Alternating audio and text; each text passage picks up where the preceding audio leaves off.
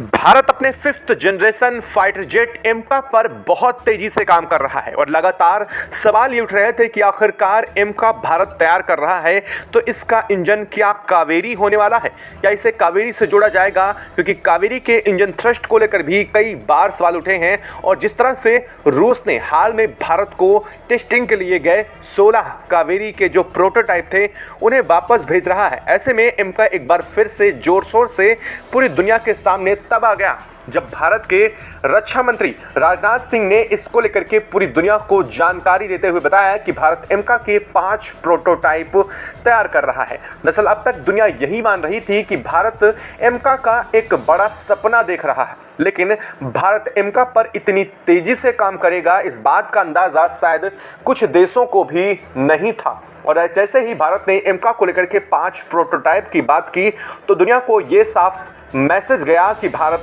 ना सिर्फ एमका के सपने देख रहा है बल्कि एमका पर भारत तेजी से काम भी कर रहा है। और अब जब खबर सामने आई है कि एमका पर भारत अभी से नहीं बल्कि 3 साल पहले से ही काम करना शुरू कर चुका है और इसके प्रोटोटाइप काफ़ी हद तक तैयार किए जा रहे हैं। दरअसल भारत ने एमका के 1-2 नहीं बल्कि 5 प्रोटोटाइप तैयार कर रहा है और इसको लेकर के कहा यह जा रहा है कि ये भारत के नहीं बल्कि पूरी दुनिया के 5th जनरेशन फाइटर जेट की सबसे ज़्यादा खूबियों वाला फाइटर जेट होने जा रहा है। और भारत ने ना सिर्फ एक देश बल्कि दुनिया के कई देशों के फाइटर जेट से मिली जुली टेक्नोलॉजी ट्रांसफर और एआई के साथ एम्पावर्ड करके इसको तैयार करने की ठान रखी है और इसको लेकर के भारत बहुत तेजी से काम कर रहा है।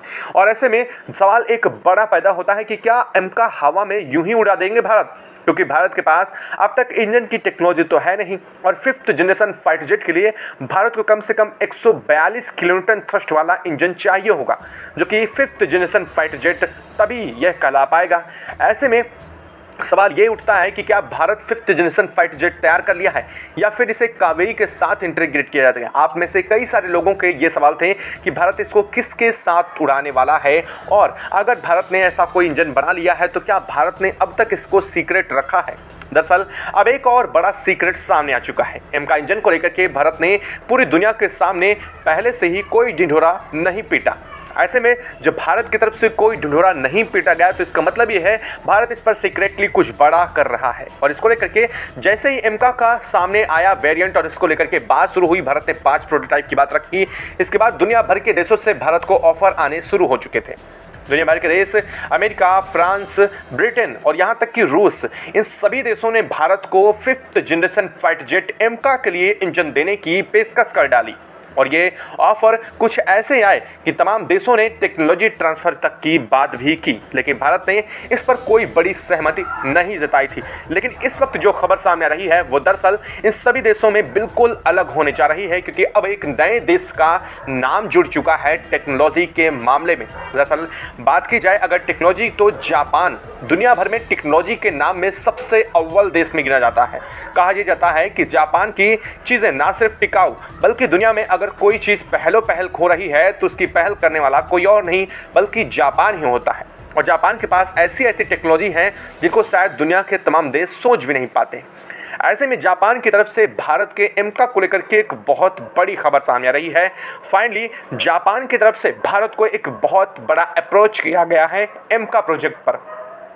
अब यह खबर सुनने में थोड़ा अजीब है, क्योंकि अब तक किसी भी देश की तरफ से या फिर अब तक जापान ने किसी भी देश को अपने 5th generation fighter jet engine के लिए और ना ही 6th जनरेशन फाइटर जेट के लिए अप्रोच किया है, लेकिन फाइनली जापान ने भारत को अप्रोच किया है। ऐसे में एमका के लिए बहुत बड़ी खबर हो जाती है। दरअसल आखिरकार जापान के पास ये टेक्नोलॉजी कैसे आई? क्या जापान इन सभी देशों से बहुत उन्नत फाइटर जेट तैयार कर चुका है? ये एक बड़ा सवाल पैदा होता है। क्या जापान के पास इतनी टेक्नोलॉजी पहुंच चुकी है? और अगर ऐसा है तो जापान भारत को क्यों अप्रोच कर रहा है? एक तरफ तो हाल में आपने खबर सुनी होगी कि जापान भारत के साथ मिलकर के अपना 6th जनरेशन फाइटर जेट, जो दुनिया का पूरा सबसे एडवांस फाइटर जेट माना जाएगा, वो तैयार करना चाह रहा है। दूसरी तरफ अब जापान की तरफ से एमका को लेकर के जो खबर आ रही है वो और भी ज़्यादा हैरान करने वाली है। क्या इस वक्त पूरी खबर, क्या पूरी अपडेट सामने रही और क्या भारत अब जापान के साथ इस पर बड़ा करार करने जा रहा है? यह एक बड़ा सवाल है। इसका जवाब भी आपको इस वीडियो के अंत तक मिल जाएगा, या फिर भारत खुद का अपना फाइटर जेट एमका के लिए इंजन तैयार करने जा रहा है, यह वीडियो के अंत में आप खुद जवाब देंगे और इसका क्या मायने हैं आप वो भी बेहतर समझ पाएंगे। चैनल पर बने रहें, वीडियो को लाइक और चैनल को अगर अभी तक आपने सब्सक्राइब नहीं किया तो चैनल को सब्सक्राइब कर लें और बेल आइकन को भी ज़रूर दबा लीजिएगा ताकि जुड़ी खबर अपडेट आप तक सबसे पहले पहुंचती रहे। और हाँ, जापान भारत को क्या इतनी जल्द यह इंजन पहुंचा देगा जितनी जल्द भारत को ज़रूरत है एमका के लिए? क्या जापान इसको डेवलप कर चुका है और इसकी डिलीवरी क्या जापान ने टारगेट रखी है भारत के लिए, वो भी जानेंगे इसी वीडियो में आगे। दरअसल वर्तमान कंडीशन में देखा जाए तो दुनिया अस्थिर हो रखी है। अगर देखा जाए तो ऐसा इसलिए कहा जा रहा है क्योंकि एक तरफ तो अमेरिकी राष्ट्रपति डोनाल्ड ट्रंप की जो शर्तें हैं, जो उनकी तरफ से टैरिफ वार शुरू की गई है, पूरी दुनिया के ऑल अराउंड वो दुनिया को अलग अलग कंडीशन में डायरेक्शन में घुमा रही है। लगातार हर महीने हर 10 दिन में दुनिया भर के देशों के स्टेटमेंट बदल जा रहे हैं, दुनिया देश के इंटरेस्ट बदल जा रहे हैं और स्टेबिलिटी इतनी भी नहीं है कि दुनिया भर के देश वास्तव में किसी डील पर बड़ी बात कर सकें। ऐसे में जापान की अर्थव्यवस्था पर पटरी से उतर रही है। जापान ने अपनी अर्थव्यवस्था को पटरी में लाने के लिए हथियारों के व्यापार में एंट्री शुरू कर दी है, किंतु हथियारों के व्यापार की ओर कदम बढ़ाने का इरादा रखने वाले जापान ने अचानक से भारत के लिए जो किया है वो सबसे बड़ा है। दरअसल अगर बात की जाए तो जापान की टेक्नोलॉजी दुनिया में सबसे ज़्यादा एडवांस है। चाहे आप कैमरे को ले लें, फ़ोन में ले लें या फिर जापान की बुलेट ट्रेन टेक्नोलॉजी ले लीजिए, वहाँ की बिल्डिंग बनाने के प्रोसीजर ले लीजिए, वहाँ की सड़कें निर्माण की प्रक्रिया ले लीजिए, दुनिया भर में जापान को दुनिया कॉपी करती है। लेकिन आखिरकार जापान इस सब चीज़ों के बीच रक्षा यानी डिफेंस के क्षेत्र में कैसे पीछे रह जाएगा? जापान भी इसमें पीछे नहीं रह सकता। दरअसल अब जो दूसरे देश हैं वो भी टेक्नोलॉजी में काफ़ी आगे हो चुके हैं। ऐसे में जापान की जो चीज़ें हैं वो काफ़ी ज़्यादा कम बिक रही हैं। ऐसे में जापान का सीधे तौर पर अर्थव्यवस्था प्रभावित हो रही है। या यूँ मान लीजिए कि जापान की टेक्नोलॉजी से बेहतर टेक्नोलॉजी अब दूसरे देश डेवलप कर रहे हैं। ऐसे में जापान को टेक्नोलॉजी के मामले में जो बेनिफिट मिलता था वो कम हो चुका है और अब जापान एक ऐसा देश है जो टेक्नोलॉजी पर ही जिंदा रहने वाला देश है और पूरी दुनिया की अर्थव्यवस्था में अगर वो कभी शामिल होता है तो अपनी इलेक्ट्रॉनिक्स, ऑटोमोबाइल्स और पूरी टेक्नोलॉजी को लेकर के दुनिया भर में सबसे ज़्यादा तरक्की करने वाला वो अकेला देश है और जिसे जापान का दबदबा पूरी दुनिया में बना था। लेकिन अब वो दबदबा कम होने लगा है। जापान को मालूम हो चुका है कि ना तो उसके पास रूस और अमेरिका जैसे बड़े प्राकृतिक संसाधन हैं और ना ही उसके पास कृषि क्षेत्र को लेकर के कोई बहुत अच्छी जो जगह है, ज़मीन है, वैसा है। ऐसे में जापान टेक्नोलॉजी, ऑटोमोबाइल्स और इलेक्ट्रॉनिक्स के क्षेत्र में विकासशील तो देशों के बराबर अब पहुंचने लगा है क्योंकि विकासशील देश बहुत तेज़ी से डेवलप कर रहे हैं।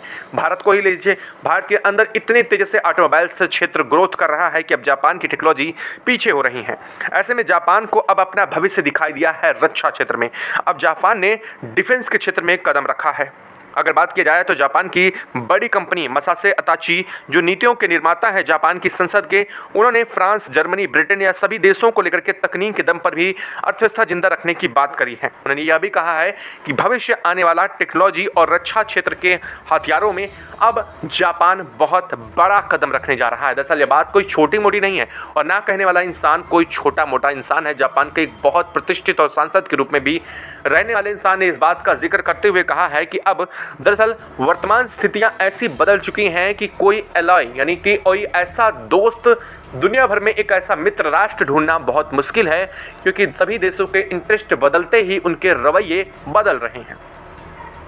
ऐसे में जापान ने भारत को चुना है। दरअसल भारत के साथ मिलकर के जापान ने बहुत अहम प्रोजेक्ट को लेकर के भी बात कही थी। जापान ने कहा था कि हम भारत के साथ 5th जनरेशन के बाद अब सीधे हम 6th जनरेशन पर स्विच करने जा रहे हैं और यहाँ ना ही टेक्नोलॉजी बल्कि भारत के साथ हम मिलकर के इसलिए काम करने जा रहे हैं क्योंकि हमारे पास वर्तमान में इतना फंड नहीं है कि हम किसी देश को ग्रांट कर सकें या फिर अपने 6th जनरेशन फाइटर जेट में इतना बड़ा इन्वेस्ट कर सकें। और सबसे बड़ी बात, जापान चाहता है एक ऐसा मित्र राष्ट्र जो कि उसके साथ खड़ा हो सके। ऐसे में जापान ने भारत को चुना है और भारत को सीधे तौर पर जापान चाहता है कि वह 6th जनरेशन फाइटर जेट बनाने में ना सिर्फ भारत की मदद करे बल्कि भारत के साथ मिलकर के इस प्रोजेक्ट को फाइनली आगे बढ़ाए। ठीक वैसे ही जैसे भारत रूस के साथ वर्तमान स्थितियों में कई प्रोजेक्ट पर काम कर रहा है, चाहे वो ब्रह्मोस हो या फिर अब बात आ रही है S-500 को लेकर के। लेकिन जापान ने सीधे तौर पर अब ये बात कही है कि वह भारत के एमका के लिए IHI FX9 इंजन, जो जापान का सबसे उच्च और एडवांस इंजन माना जाता है, वो देना चाह रहा है। दरअसल वास्तव में अगर बात करें तो दुनिया के टेक्नोलॉजी के क्षेत्र में जैसे कोई देश आगे था तो सीधी सी बात है वो रक्षा क्षेत्र में उसी टेक्नोलॉजी का उपयोग करके दुनिया को मात देने की ताकत रखता है। और जापान के पास ऐसी ही टेक्नोलॉजी है इस इंजन की, क्योंकि इस इंजन की कंट्रोल कैपेबिलिटी इतनी डेवलप्ड है और इतनी एडवांस है कि अगर इसकी स्ट्रेंथ थोड़ी और बढ़ जाए तो यह किसी 6th generation fighter jet engine से कम नहीं होने वाला है। यानी कि कंट्रोल कैपेबिलिटी इसकी बहुत ज़बरदस्त है, और ना ही कंट्रोल कैपेबिलिटी बल्कि इसकी मूवेबिलिटी बहुत एडवांस है। इसका सीधा सा मतलब है कि अगर इसे फाइटर जेट में लगाया जाता है तो कोई भी फाइटर जेट डॉग फाइट से लेकर के लो एल्टीट्यूड उड़ान और वैलीज में उड़ान के लिए बहुत परफेक्टली काम कर सकता है।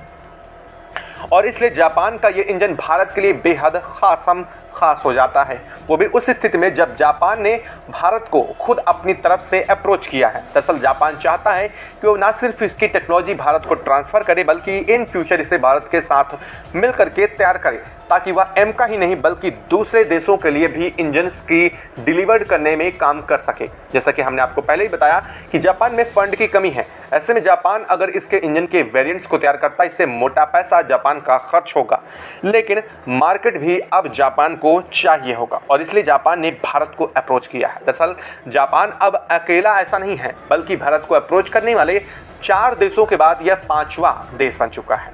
एक तरफ तो अमेरिका, फिर ब्रिटेन, फिर फ्रांस और रूस, इन 4 के बाद अब जापान 5वां है जो कि एमका के लिए सीधे तौर पर भारत को अप्रोच कर रहा है। लेकिन बात यहीं ख़त्म नहीं होती। दरअसल बात है, सबसे बड़ी बात है कि हमारे स्वदेशी एमका को लेकर के, और यह भारत का खुद का फाइटर जेट है। ऐसे में भारत कहीं नहीं चाहता है कि उसे किसी दूसरे देश से इंजन की टेक्नोलॉजी या फिर इंजन खरीदने की ज़रूरत या नौबत आए। दरअसल आपने देखा ही है कि हाल फिलहाल में तेजस मार्क 1 के साथ क्या हुआ। तेजस की जितनी स्क्वाड्रन अब तक तैयार हो जानी चाहिए थी वो सिर्फ एक वजह से अब तक कम हुई है, वो है इंजन, क्योंकि इंजन भारत का था नहीं और इंजन को अमेरिका से लेना था। ऐसे में अमेरिका ने इंजन देने में आनाकानी की, जिससे भारत का तेजस का प्रोजेक्ट बहुत स्लो हुआ। और क्या गारंटी है कि दुनिया का वो देश जिससे भारत एमका के लिए इंजन खरीदेगा वो दोबारा ऐसा नहीं करेगा। हालांकि इसको लेकर के तमाम तरह की बातें हो रही हैं।